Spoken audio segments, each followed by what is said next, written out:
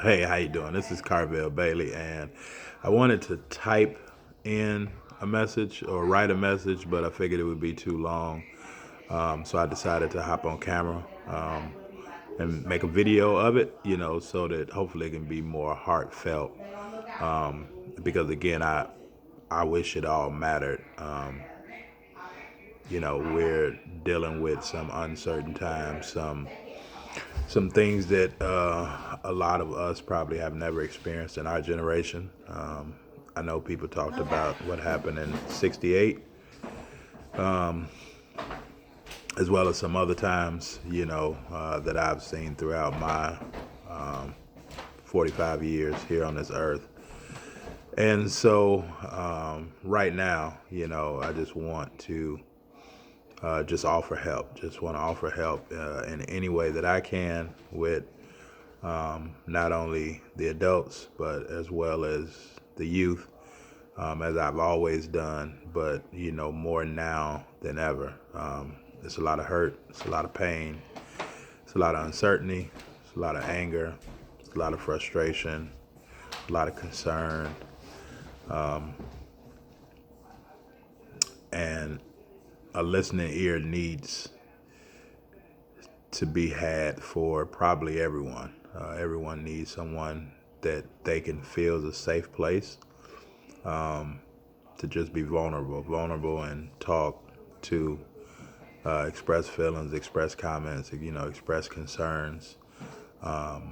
We have to get our babies to talk. We have to get our babies to, share their feelings. And this is even in despite of everything that's going on around them, whatever's happening in their households, whatever they may be accustomed to or used to.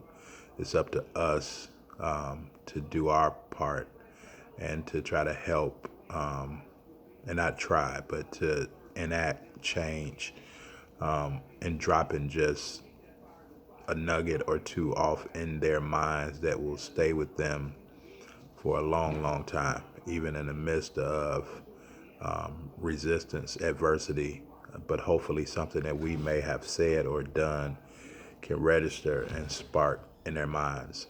I want to talk to you as well. I hope that you are okay. I hope that you are able to have someone to talk to share your opinions with, to share your concerns with, your hurt, your anger, your frustration. It's difficult. It's difficult on all, paths, all parts. But I didn't think that it would be me if I didn't again, reach out to offer my assistance, in any possible way, just to talk, just to help, with again not only the students but the adults, the parents. We have to hold each other up at this particular point. We have to be one that can count on others. We have to stop, judging. And as I said, I wish it mattered. I wish it mattered that my skin wasn't looked at even when I walk in, or even walk outside.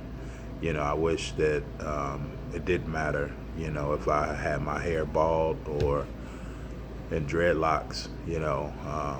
I wish it didn't matter that my looks or my age didn't have a feeling attached to it.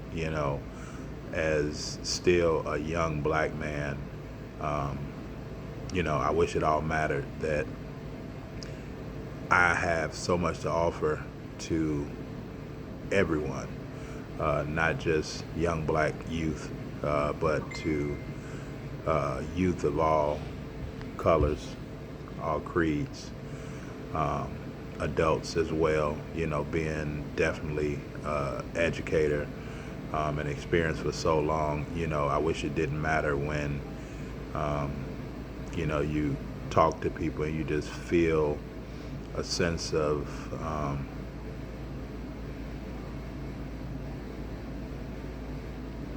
despair almost, or like just loneliness in terms of can you or are you the person that can help enact change, or are you being looked at by your own as well as by others in a threatening way, or in a way and manner in which it's like, you are not deserving, or you can't help what it is that we're trying to do. As black men, we are looked at on all aspects. We're judged by all aspects. We're judged by other black men.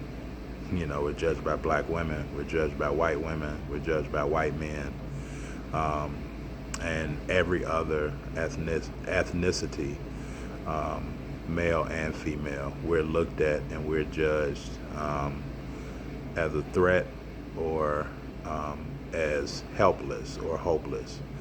And I wish it just all mattered, that we were looked at based on what we can offer this world, as opposed to what we can do, may do, to take away from it.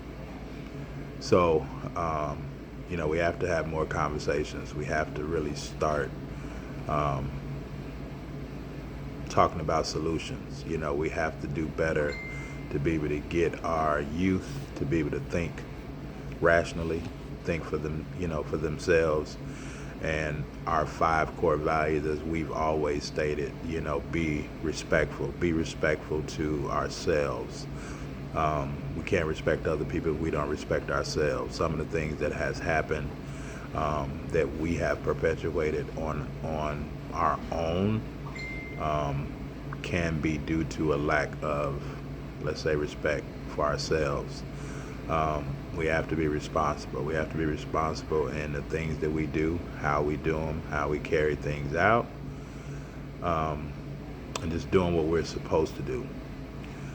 We also have to be rational, and that means think before we act. So many of our youth, as well as our adults, we respond. We are reactive. We're not proactive. We don't do a good job of, reacting and responding. We're never really proactive, and so we have to be rational and think about the things that we do before we make a move and before we act. We also, have to be ready. We have to be ready for, what may come our way. We have to be prepared, and not always be prepared for the worst, but be prepared for the best thing that can happen in a situation as well. Not always thinking negative, but even thinking positive, just, having ourselves ready for the abundant blessings that can come for us and to us. And then the last thing is, just to be renewed. We're all hoping and praying that, at the end of this pandemic, that we will all be renewed and be, new individuals. But now, even as we're facing some more injustices, we just hope that we can come out of this as a people, as a state, communities, country, and definitely personally as renewed individuals.